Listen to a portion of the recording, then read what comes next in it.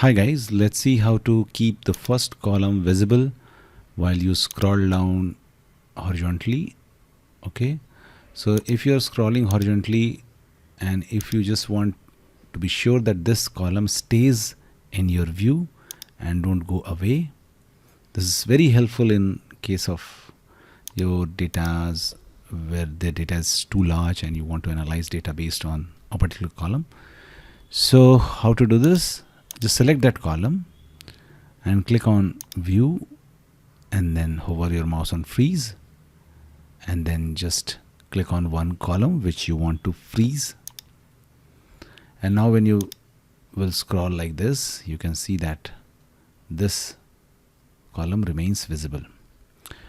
Similarly, you can freeze up to 2 columns or up to 3 columns, whatever you want. Okay, like this, and then you can do like this. But what if you want to freeze this column and unfreeze all others? So what happens that this is not possible if you want to freeze a column in the middle.